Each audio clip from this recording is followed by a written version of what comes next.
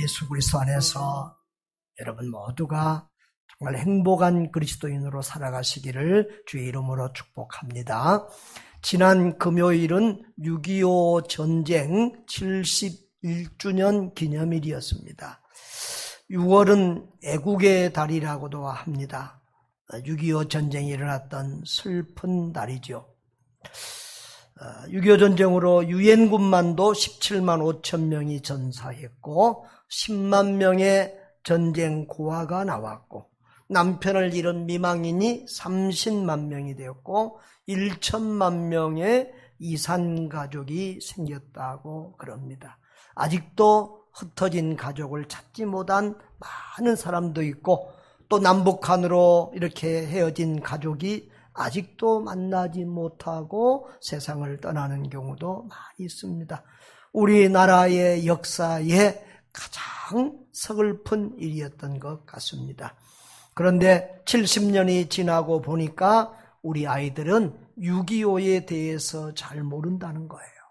국가에서 조사를 해보니까 10명 중 6명 정도가 6.25 전쟁이 언제 일어난지를 모르고 또 북한이 남한을 침입했다는 사실을 모르는 아이들도 48% 이렇게 반 가까이 된다고 합니다. 요즘은 우리 학교 다닐 때는 국사를 중요하게 여겼는데 요즘은 나라의 역사를 잘 안 배운다고 하니까 걱정도 됩니다.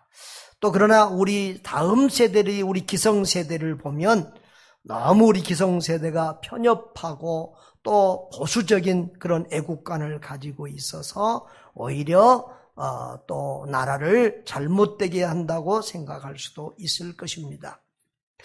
제가 생각할 때 우리나라는 참 애국자가 많은 것 같아요. 그런데 그 애국자라고 자처하고 자부하는 사람일수록 나라에 보탬이 안 되고 오히려 나라를 어지럽게 하는 역할을 하는 경우들도 자주 보입니다. 자기만 애국자고 자기만 옳다고 착각하면서 자기 주장만 내세우고 자기 생각, 자기 주장하고 좀 다르면 원수처럼 이렇게 여기고 싸우는 편협하고 이기적인 잘못된 나라 사랑을 하는 사람들이 상당히 많은 것을 볼 수 있습니다. 저도 내 과거를 생각해 보면 참 애국심이라고 착각했던 것들이 잘못되었던 것들도 볼 수가 있어요. 내가 믿고 지지했던 정권이나 지도자가 반드시 옳은 것은 아니었다는 것도 이렇게 결과적으로 알게 되기도 하고요. 무조건 예수님 믿는 크리스찬 장로님들이 나오면 무조건 또 지지했던 적도 많았는데 그 결과도 좋지 않을 때도 많았던 것을 봅니다. 그리고 정권에 충성하는 것이 꼭 애국이 아니구나. 정권과 국가가 다른 개념일 수 있다는 사실도 알게 됩니다. 결과적으로 깨달은 것은 정치에서 지연, 학연, 혈연뿐만 아니라 종교까지도 소홀해야 되겠다는 생각을 하게 됩니다. 그러면서도 아직도 믿는 그리스도인이 나오면 혹시나 하고 또 눈여겨보곤 하게 됩니다. 여러분, 저는 우리나라에 많은 문제가 있지만 정말 우리나라를 저는 긍정적인 부분이 많다고 봅니다. 정말 우리 이 작은 나라가 이렇게 잘 살게 된 것은 기적 같은 은혜입니다. 그런데 문제도 많은데 꼭 고쳐야 될 문제가 3가지는 있다고 보는데요. 이 문제가 해결되지 않으면 우리나라는 앞으로도 미래가 어둡다고 생각이 되어집니다. 첫째로 이건 성경에 나온 게 아니라 제가 생각하는 겁니다. 첫째로는 지나친 이념 논쟁입니다. 진영 논리에 쌓여서 진보, 보수, 민주주의, 공산주의 이런 것에 대한 이런 분쟁과 싸움이 너무 심합니다. 어떻게 보면 우리나라는 단일 언어, 단일 민족을 이루는 세계에서 몇 안 되는 그런 나라임에도 불구하고 가장 단합이 잘 될 나라임에도 불구하고 가장 단합이 안 되는 콩가루 지방 같은 나라가 우리나라입니다. 그래서 우리는 참 이 생각을 좀 바뀌어야 될 것 같아요. 우리가 싸워도 너도 살고 나도 살자. 너 살고 나 살자. 한번 따라합시다. 너 살고 나 살자. 이렇게 싸워야 되는데 우리는 어떻게 싸우죠? 우리 한국 사람들은 너 죽고 나 죽자 그러고 싸우니까 안 돼요. 앞으로는 싸우더라도 너 살고 나 살자. 아멘. 네. 나하고 사는 생각이 다른 사람도 원수로 보지 말고 서로 이해와 대화를 통해서 선한 방향으로 발전해 가야 될 줄 믿습니다. 사실 이런 면에서는 우리 기독교인들이 너무 지나친 극보수에 이르는 경향도 많고 또 우리 목사님들도 또 그런 경우들도 많아요. 그래서 이 목사님들 카톡방에서도 정치적인 얘기만 하면 반드시 분란이 있고 다툼이 있습니다. 또 이렇게 주변에 보면 너무 민주주의를 절대 성경처럼 신봉하는 분들이 주변에 너무 많아요.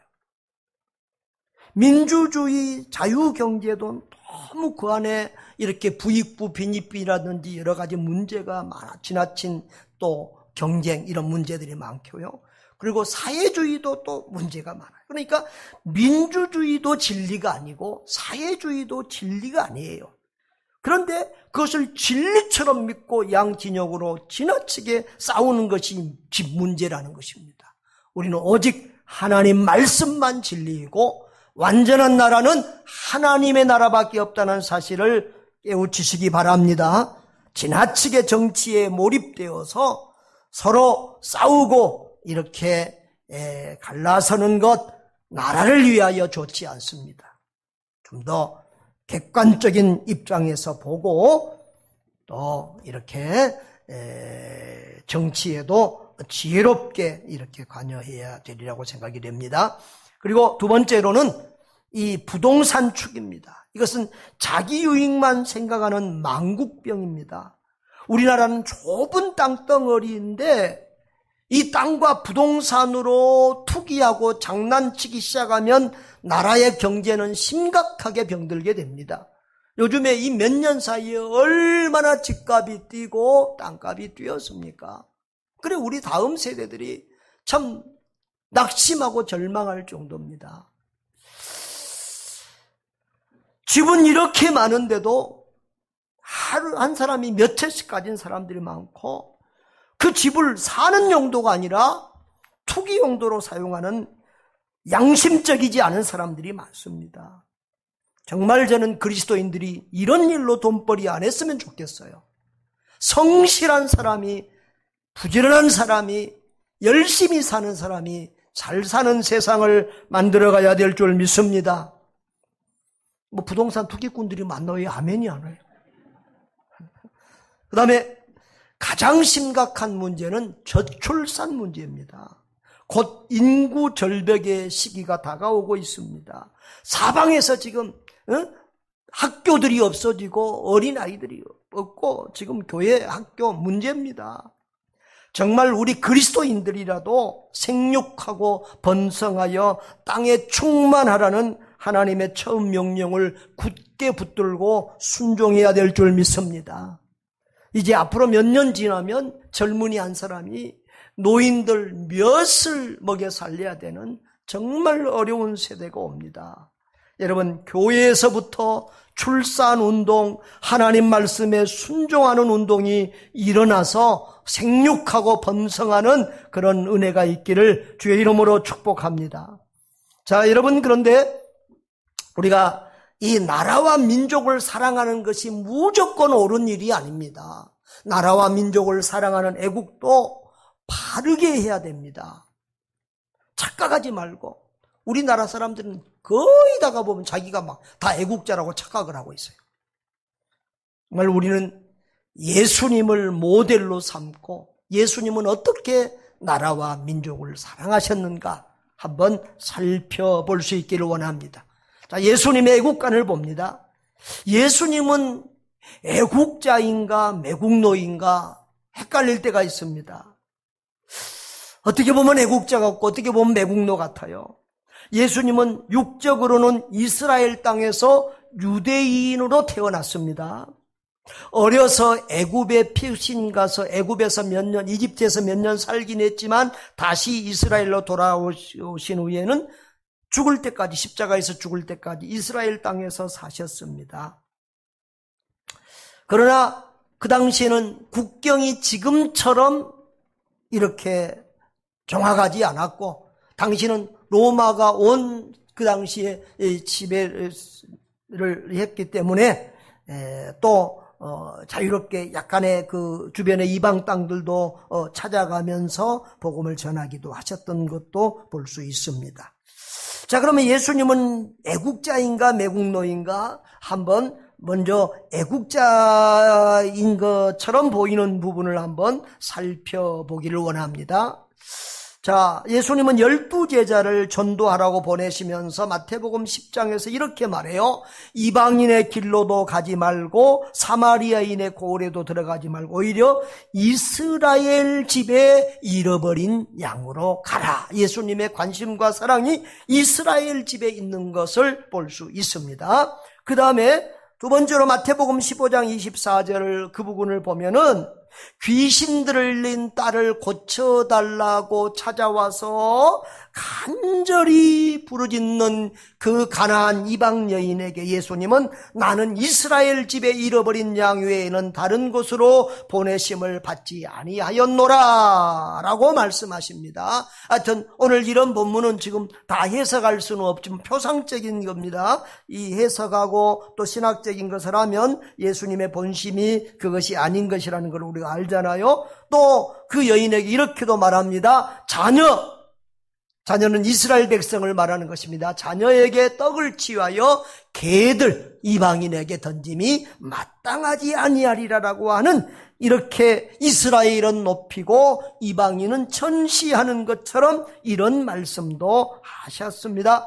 또 예루살렘 멸망을 내다보면서 안타깝게 예루살렘아 예루살렘아 하면서 탄식하는 그런 애국적인 표현도 했습니다. 그리고 십자가를 지러 올라가는 길에서도 예수님께서 이 따르면서 울고 있는 여인들을 보면서 예루살렘의 딸들아 나를 위하여 울지 말고 너희와 너희 자녀를 위하여 울라고 말씀하신 것을 봅니다.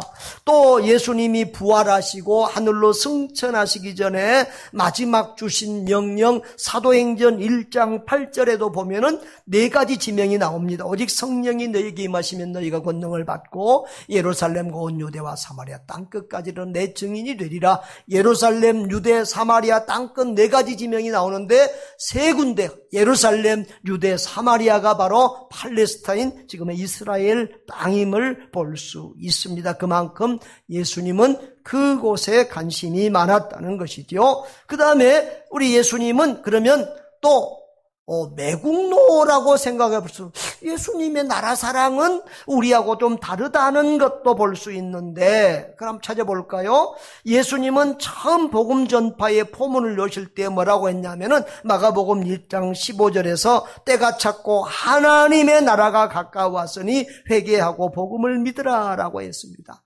예수님은 이 땅에 이스라엘 나라를 해방시키러 온 것이 아니라 하나님 나라를 세우려고 오셨다. 예수님의 메시지의 중심은 늘 하나님 나라였습니다. 따라합시다. 하나님 나라.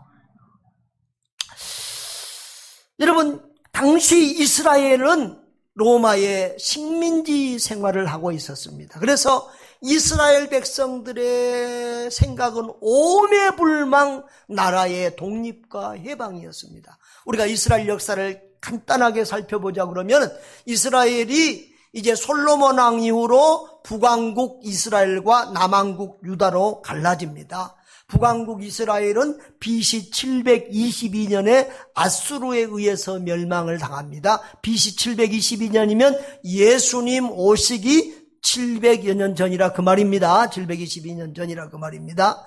자, 그리고 남왕국 유다, 다윗의 후손들이 통치했던 남왕국 유다라고 하는 나라는 BC 586년, 예수님 탄생하시기 586년경에 바벨론이라고 하는 나라에 의해서 망합니다. 그리고 바벨론이 망하고 페르시아가 정비하니까 페르시아에 또 속국이 되고, 페르시아가 망하니까 헬라에 망하니까 또 헬라의 속국이 되고, 그 다음에 헬라가 로마에게 또 망하니까 로마의 속국이 되어서 지금 예수님 당시에는 어느 나라의 속국으로 되어 있어요? 로마의 지배를 받는 상황입니다. 그래서 이스라엘 백성들은 수백 년 동안 나라의 독립과 해방을 위해서 부르짖고 기도하고, 그런 메시아 다윗의 후손이 와서 우리를 해방시켜 주시고 이스라엘 나라를 재건하신다고 하는 간절한 기대와 소망을 가지고 그런 메시아, 그런 그리스도를, 그런 지도자를 기다리고 있었던 것입니다. 그런데 예수님은 오셔서 그런 이스라엘의 회복보다는 하나님 나라를 세우러 왔다고 말씀하시고 하나님 나라에 대해서 강조하셨습니다. 오늘 마태복음 6장에서 주기도문을 이렇게 보면 주기도문도 나라가 임하시오며 라고 했는데, 이 나라는 무슨 나라지요? 하나님의 나라가 이 땅에 이루어지기를 원하는 것이야. 이스라엘 나라가 아니라 하나님 나라를 말하는 것이에요. 나라와 권세와 영광이 아버지께가 또 하나님 나라예요. 여러분, 오늘 우리가 읽은 본문 요절 말씀, 산상수훈 설교의 핵심이라고 할 수 있는 그 기독교인의 강령이라고 할 수 있는 말씀, 마태복음 6장 33절도 다 같이 읽어봅시다. 그런즉 너희는 먼저 그의 나라와 그의 의를 구하라. 그리하면 이 모든 것을 너희에게 더하시리라. 그의 나라, 하나님의 나라를 말합니다. 하나님의 나라와 하나님의 의를 먼저 구하면 이 세상 나라의 문제와 이런 것도 하나님이 도와주시겠다는 것이지요. 또 우리 예수님은 이스라엘의 멸망과 형벌에 관해서도 서슴지 않고 말씀하십니다. 마태복음 8장 12절에 보면 그 나라 이방인들은 구원을 받지만 그 나라의 본 자손들은, 이스라엘 백성들은 바깥 어두운 데 쫓겨나 거기서 울며 이를 갈게 되리라 라고 이스라엘을 책망하시기도 합니다. 또 심지어는 로마의 세금을 바치는 문제를 옹호하기도 합니다. 이 유대인들이 예수님을 책잡고 이렇게 공경에 빠뜨리려고 예수님께 물어봅니다. 이 로마에 세금을 바쳐야 됩니까? 말아야 됩니까? 그러니까 예수님은 마가복음 12장 17절에서 이렇게 말씀합니다. 다 같이요. 가이사의 것은 가이사에게, 하나님의 것은 하나님에게 바쳐라. 이 가이사는 누구죠? 로마의 황제를 말합니다. 그러니까 로마의 세금을 바치고 또 하나님께 헌금할 것도 헌금하고 이렇게 하라는 거예요. 여러분, 로마의 세금 바치라 이 말은 지금 우리가 일제시대로 말을 하면 일본의 세금을 바치고 일본 국가에 협조하라는 얘기가 됩니다. 그러니까 우리나라에 지금 친일 인명사전 있잖아요. 거기 일본에 협조한 내국노들 이름 다 있는데 그런 유대인의 사전이 있다고 그러면은 예수님은 거기에 등재가 되실 만한, 내국노의 이름에 등재가 되실 만한 분이세요. 또 여러분, 이스라엘 백성들이 장녀보다 더 미워하는 사람들이 있었어요. 누구죠? 세리입니다. 세리금 거두는 사람. 이 사람들은 자기 동족들의 피땀을 빨아서 세금을 걸어서 자기도 착복하기도 하고 로마라는 나라에 세금을 갖다 바치는 사람들입니다. 그래서 유대인들은 이 세리들을 보면 인사도 안 하고 같이 밥도 안 먹고 만나지도 않고 인간 취급을 안 했습니다. 그런데 예수님은 그 세리와 죄인들하고 먹고 마시니까 사람들이 세리와 죄인들의 친구라고 놀리고 별명을 붙여줄 만큼 그렇게 되었지요. 심지어는 그 세리 중에서 마태라고 하는 사람을 제자로 삼아서 그 사람과 3년 6개월 동안 동고동락을 3년 동안 동고동락을 하기도 합니다. 여러분, 이렇게 보면 정말 예수님은 이스라엘 백성들에게는 내국노같이 보이기도 합니다. 또 심지어 이제 예수님이 마지막 예루살렘에 십자가를 지러 가는데 백성들은 이제 예수님이 예루살렘에 올라가면 우리나라를 지금 로마에서 해방시키실 것이다. 그래서 제자들도 막 기대를 뒤에서 하면서 그러면 누가 우의정하고 누가 좌의정할 거냐 막 하고 백성들은 몰려들어서 승리를 상징하는 종려나무 가지를 흔들면서 호산나 다윗의 자손이여 하면서 이제 자기들을 저 로마라는 나라에서 구원해 주실 것을 기대하고 애치면서 예수님이 타고 가는 나귀 앞에 옷까지 깔아두면서 막 군중이 환호하고 난리가 났습니다. 그러나 예수님은 그들의 기대를 저버리고 로마하고 한 번 싸우지도 않고 대항하지도 않고 힘없이 십자가의 길로 갑니다. 그러니까 군중들이 배신감을 느끼고 저 예수를 십자가에 못 박으라고 소리를 지르게 되었습니다. 여러분, 그리고 예수님이 마지막 십자가에 죽으시고 부활하신 다음에 승천하셨잖아요. 그리고 40일 동안 계시다가 부활하시고 40일 동안 계시다가 이제 하늘로 올라가시기 전에 제자들이 한 번 더 마지막으로 또 묻습니다. 이스라엘 주여, 이스라엘 나라를 회복하심이 이때입니까? 그 이스라엘 해방에 대한 그 미련과 그 간절함을 포기하지 않고 마지막 하늘로 올라가시기 전에 참 예수님 바짓가랑이 자리를 붙들고 주님 나라를 회복시켜 주시고 해방시켜 줄 때가 지금입니까? 라고 간절히 매달릴 때도 예수님은 매몰차게 또 때와 시기는 아버지께서 자기 권한에 두셨으니 너희가 알 바 아니다 라고 예수님은 그 일에 크게 관심이 없는 것처럼 그렇게 냉정하게 말씀하시면서 오히려 너희는 성령 충만해서 예루살렘, 유대, 사마리아 땅까지 내 증인 역할을 한 것 일어나 신경 써라. 다시 말하면 세상 나라 걱정 너무 하지 말고 그건 주님께 맡기고 하나님 나라 운동, 하나님 나라 확장하는 일에나 신경 써라. 이런 말씀이에요. 아멘. 여러분, 그런데 우리가 여기서 참 예수님이 보면 좀 섭섭하려면 섭섭할 수 있어요. 왜냐하면 능력이 없어서 힘이 없어서 그랬다면 이해가 되는데 우리 주님은 불가능이 없으신 주님이시잖아요.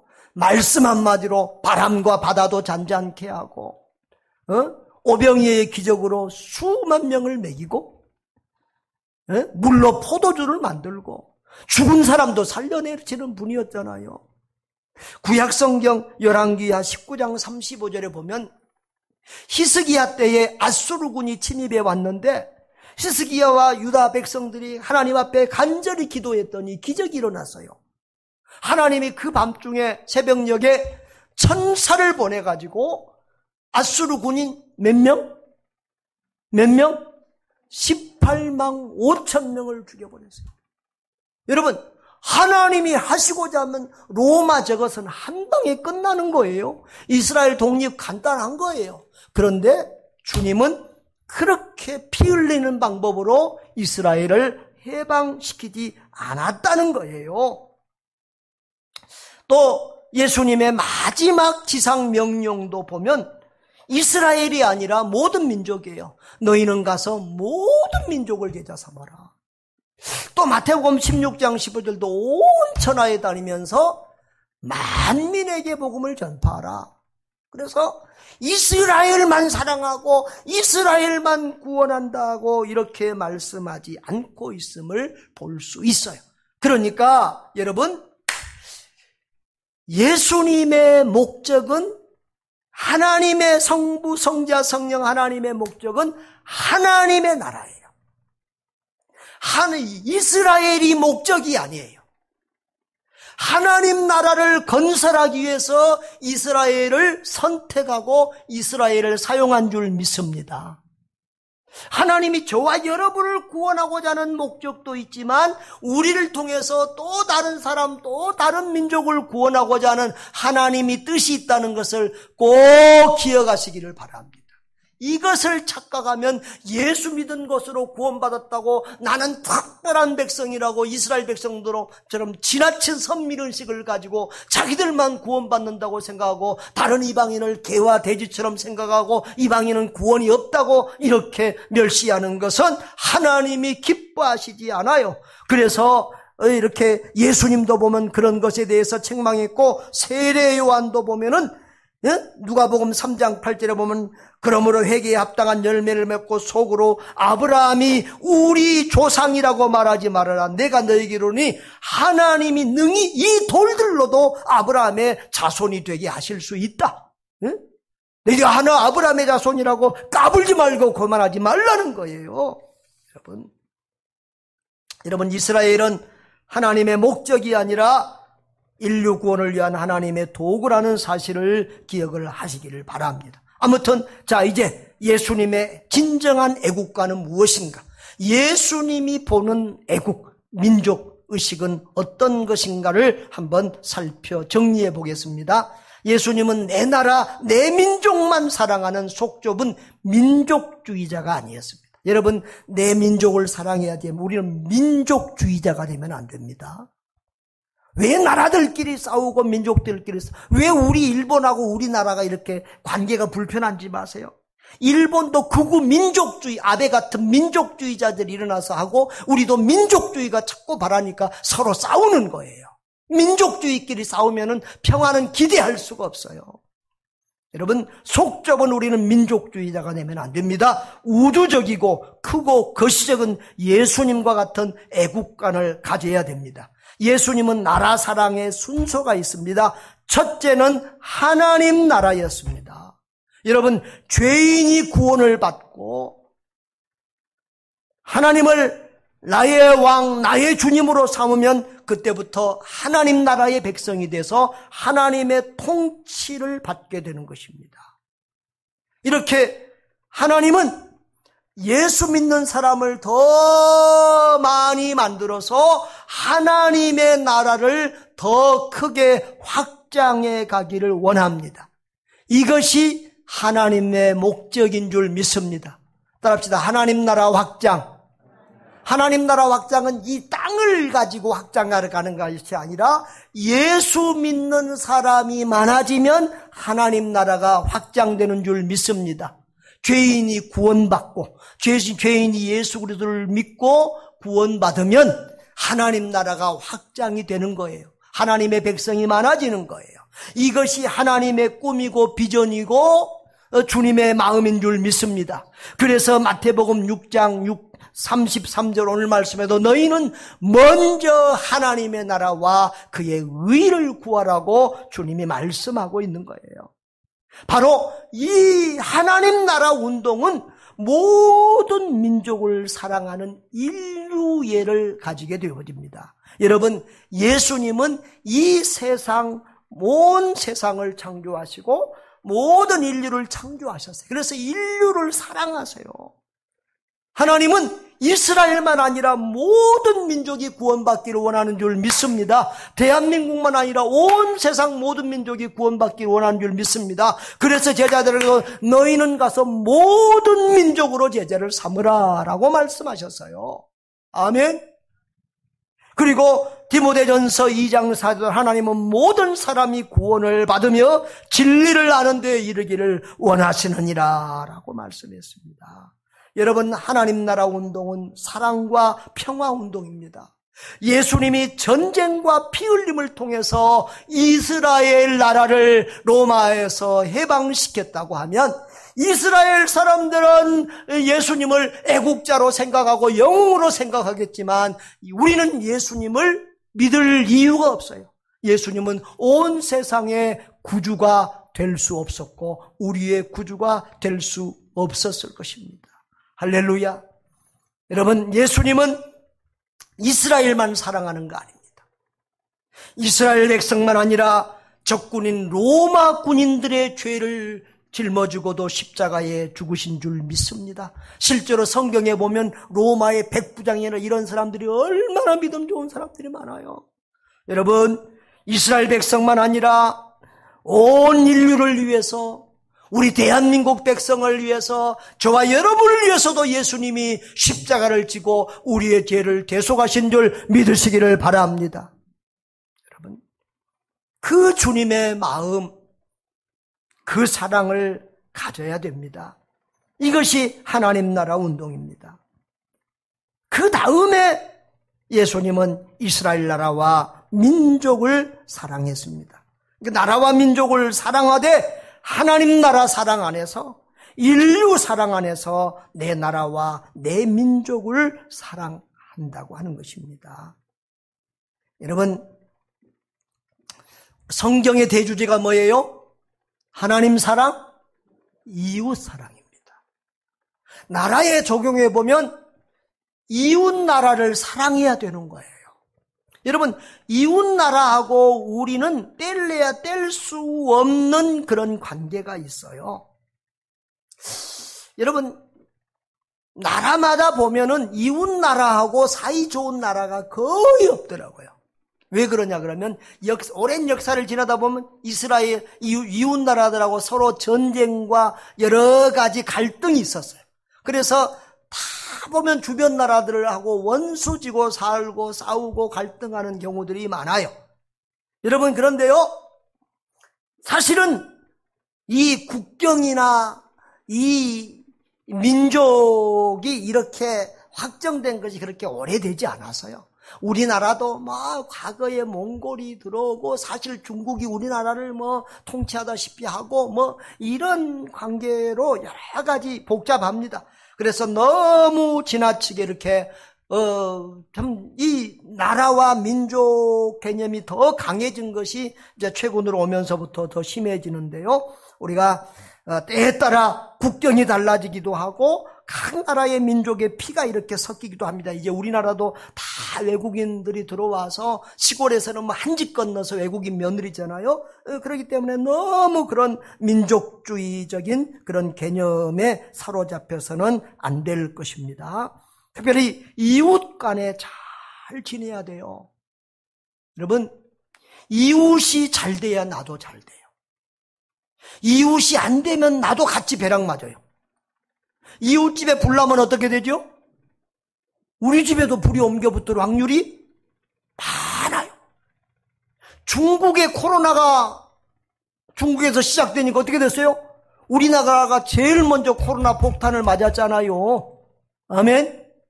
또 이웃이 잘 살면 또 거기에 따른 복도 있어요. 우리가 일본하고 일본 말만 나오면 너무 미워하는데 이해가 되지만 그래도 또 이런 말 하면 또 애국 누구 또 총리도 나왔다가 또 안 된 사람도 있는데 이 말만 딱 잘라서 하면 또 곤란합니다. 여러분, 이웃이 잘 살면 덕분에 잘 사는 경우가 많아요. 우리나라가 지금 전자 이런 디지털 이런 게 세계 1위잖아요. 모르시나 봐.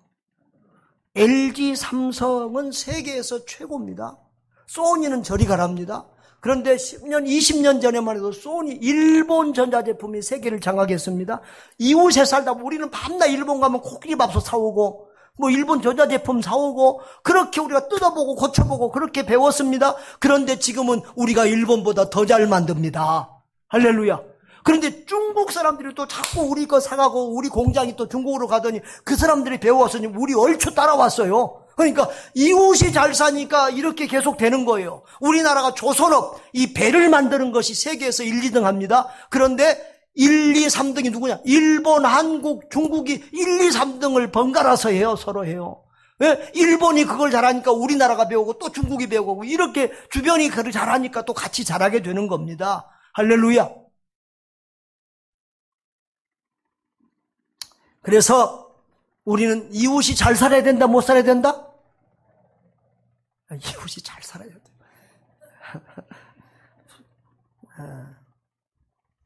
그런데 우리는 밤낮 이웃이 망하라고 기도해. 일본 망했으면 좋겠다. 일본에 물이 점점 수위가 올라가서 깔아진다고 그러니까 속으로 얼마나 좋아하고. 그러면 일본 사람들 다 어디로 오겠어요? 부산 지금 집값 올라가는 거 보세요. 일본이 잘 되도록 기도하세요. 안 해. 절대 안 해. 중국 잘 되도록 기도하세요. 소리 다 우리 주변에 거시기해. 일본, 중국, 아이고, 소련, 러시아, 아이고, 다 우리 불편한 국가들이요. 그러나 미움을 이기는 것은 사랑인 줄 믿습니다. 우리가 정치나 국제관계가 과거에 붙잡혀서 복수하고 원수 갚는 식으로 가면 앞으로 우리나라는 소망 없습니다. 미움을 이기는 것은 사랑입니다. 예수님은 원수를 미워하라고 하지 않고 사랑하라고 했습니다. 우리 조상들도 이런 걸 알아요. 그래서 미운 놈 떡 하나 더 주라고 그랬어요. 그러니까 원수를 이기는 길은 사랑입니다. 복수는 사랑으로 하는 것입니다. 따라합시다. 복수는 사랑으로 하는 것입니다. 최고의 사랑은 뭐냐 그러면 예수 그리스도를 전하는 거예요. 예수 그리스도를 나눠주는 거예요. 여러분, 우리가 영국 좋아하잖아요. 미국, 캐나다, 호주 다 괜찮아하죠? 근데 그 나라들을 알고 보면 다른 나라, 영국 같은 나라는 다른 나라 많이 지배했던 나라예요. 우리가 좋아하는 것은 그 나라들이 우리나라에 도움을 주고 특별히 선교사들을 많이 보낸 나라들이에요. 여러분, 선교를 받은 나라들은 그 교회, 선교사들이 가면요, 교회만 세우는 거 아니에요. 캄보디아 같은 여러분, 동남아 가보세요. 가서 교회 세우고, 병원 세우고, 학교 세우고, 고아원, 또 병든 사람들을 돕고, 교육을 시키고, 모든 다방면에서 얼마나 많은 좋은 혜택을 주는지 몰라요. 우리나라도 신문명의 학교들, 서양식 학교들, 병원들, 또 이 양반상놈 없어지고, 또 이렇게 이 나병 환자나 정말 이런 폐결핵 환자나 이 불치병 환자들을 고쳐주고 치료하던 사람들이 선교사들이었어요. 정말 불신자들이 인정을 안 해서 그렇지 우리 대한민국이 이렇게 선진화되고 잘 사는 데서 가장 절대적인 영향을 끼친 것은 선교사들이었고 교회 하나님 나라 복음운동이었어요. 아멘. 그래서 복음을 전해주는 나라에 대해서는 모두가 은인처럼 생각하고 감사해요. 그렇기 때문에 우리는 어떤 애국자가 되어야 되냐? 겸손과 감사로 하나님께 영광 돌려야 될 줄 믿습니다. 우리나라는 복음이 들어오기 전까지는 세상에서 가장 가난한 나라였고 힘없는 나라였습니다. 일제를 지나고 6.25 동란을 지나면서 나라가 완전히 초토화되고 이제 다시금 회복되고 일어날 소망이 없는 세상에서 가장 가난한 나라였습니다. 그런데 이 빠른 시간에 나라가 회복이 되어서 세계 10위 안에 드는 선진국이 되었고요. 작년도 올해도 계속 G7 선진국 7국가 회의 안에 우리가 초빙을 받은 것 알지요? 우리도 포함시키려고 하는데 누가 자꾸 방해해? 일본이 거시기들이 좀 방해해요. 그런데 사실 올해도 일본 총리보다 우리 대통령이 훨씬 더 집중을 받고 인정을 받았어요. 할렐루야. 여러분, 그런데 이렇게 우리나라가 잘 사는 나라가 된 것은 기적인데 이건 하나님 은혜인 것을 알아야 됩니다. 우리나라가 위대한 정치가 때문에 그렇게 된 거 아니에요. 우리나라 대통령 되면 전부 다 총 맞아서 나오고 안 그러면 감옥 들어가는 게 필수 코스 아니면 자살. 한 번도 박수 받고 존경받는 대통령이 없음에도 불구하고 나라가 이렇게 잘 사는 게 기적 아닙니까? 지리적으로 땅덩어리가 큰 것도 아닙니다. 땅도 작은데 70%가 산입니다. 여러분, 지하자원도 없습니다. 북한이 딱 가운데 잘라먹으니까 우리나라는 섬나라와 같이 비행기 안 타면 유럽이나 이런 데 배 안 타면 못 나갑니다. 이런 나라가 잘 사는 것은 기적입니다. 하나님의 은혜입니다. 우리가 잘나서 잘 샀다고 착각하지 말고 하나님의 은혜에 감사하며 늘 겸손할 수 있기를 바랍니다. 늘 하나님의 은혜를 구하며 기도하는 백성 되어야 될 줄 믿습니다. 또한 우리는 하나님 나라의 애국자가, 오늘 설교의 핵심이 이겁니다. 내가 원래는 설교 제목을 애국자다, 애국자가 애국자다. 한번 따라합시다. 애국자가 애국자다. 이렇게 하려고 했어요. 뭔 말에, 제목을 길게 못 하잖아요. 주보가 뭐해서. 하나님 나라가 애국자가 대한민국 애국자다. 이 말 쓰고 싶은 거예요. 따라합시다. 하나님 나라 애국자가 대한민국 애국자다. 자, 쉽게 말하면 예수님 잘 믿고 예수님처럼 사는 사람이 최고의 애국자라는 거예요. 우리 대한민국의 이 많은 그리스도인들이 예수님과 같은 가치관을 가지고 사랑을 실천하며 세상에서 주고 베풀고 섬기면서 세상의 빛과 소금의 역할을 감당한다고 하면 이 나라가 어떻게 되겠습니까? 정말 세상에서 가장 건강하고 아름다운 나라가, 살기 좋은 나라가 되지 않겠습니까? 할렐루야! 그런 나라를 건설해가는 우리 그리스도인이 돼야 될 줄 믿습니다. 또한 전도와 선교가 진정한 하나님 나라 애국이요 대한민국 애국이라는 것을 기억하십시오. 선교를 받은 나라들은 우리 대한민국에 대한 감사와 은혜를 잊지 못할 것입니다. 우리 일본, 몇 년 전에 일본 선교사님들 집회를 갔어요. 제가 놀라운 것을 발견했어요. 우리 교단 선교사님들 중에 여러 명이 일본 교회를 목회하는 거예요. 그러니까 교인들은 100% 일본 사람이에요. 목사님, 사모님만 한국 사람이에요. 왜 이런 일이 있을까? 그랬더니 나라가 보통 잘 먹고 잘 살게 되면 목사, 선교사 하려고를 잘 안 해. 신학교를 잘 안 가요. 우리나라도 지금 잘 먹고 잘 살게 되니까 신학교마다 지금 학생들이 부족해요. 우리 교회도 보면 초등학교 때는 목사, 선교사 된다는 애들이 대부분이에요. 중학교 가면 조금씩 떨어져. 고등학교 가면 하나도 없어져. 근데 하여튼 일본도 잘 살게 되니까 신학교를 안 가는 거예요. 목사가 안 되는 거예요. 교회는 있는데 목사가 없어. 그러니까 목사를 수입해 오는 거예요. 제일 일본 사람하고 비슷하게 생기고 일본말 제일 쉽게 잘하고 하는 사람들이 어디 사람들일까요? 한국 사람들. 그래서 한국 목사님들이 가서 일본 교회를 목회하는 교회들이 많아지고 앞으로도 계속 더 많아질 거예요. 그런데 그 일본 교인들이 한국에 대해서 어떻게 생각했어요? 뭐 독도가 일본 땅 뭐 다케시마에서 하면 그 교인들이 목사님한테 와서 목사님, 아이고 말도 안 되는 소리예요.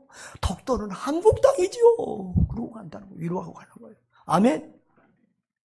그래서 그분들이 위안부, 그 일본 목사님들이나 일본 그리스도인들이 그 위안부 사건에 대해서 사죄하고 늘 일본 안에서 이 한국 사랑 운동들을 펼쳐가고 하잖아요. 할렐루야. 여러분, 하나님 나라의 애국자가 대한민국 애국자라는 것을 기억하시기를 바랍니다. 우리 선교사들에게 복음을 들은 저 일본 사람, 중국 사람, 러시아 사람들, 정치적으로는 우리하고 불편할지 몰라도 그 복음을 들은 그들은 정말 우리나라를 은인처럼 생각하고 고마워합니다. 사랑하는 성도 여러분, 우리는 진정한 애국자가 되어야 합니다. 내 생각, 내 판단으로 자칭 애국자라고 나라를 시끄럽게 떠들지 말고 예수님과 같은 가치관과 민족관을 가지고 사는 사람이 진정한 애국자인 줄 믿습니다. 주님이 원하시는 애국자는 먼저 하나님의 나라와 의를 구하는 애국자입니다. 하나님의 나라와 의를 구하면 하나님이 이 세상 나라도 도와주시고 이 세상 나라의 문제도 해결해 주는 줄 믿습니다. 하나님 나라를 먼저 생각하고 온 인류를 사랑하는 주님의 마음을 알고 내 나라와 내 민족을 사랑하는 진정한 애국자들 되시기를 주님의 이름으로 축원합니다. 아멘. 다 같이 통성으로 기도합니다. 존귀하신 아버지 하나님, 주님의 사랑과 은혜를 감사드립니다. 아버지 하나님, 우리는 참 편협한 잘못된 나라와 민족 사랑의식을 가지고 살 때가 많습니다. 그리스도인답게 주님의 가치관과 주님의 애국관으로 나라를 사랑하고 민족을 사랑할 수 있도록 도와주시옵소서. 하나님 나라의 애국자가 대한민국 애국자인 줄 믿습니다. 주님, 먼저 하나님의 나라와 의를 구하는 하나님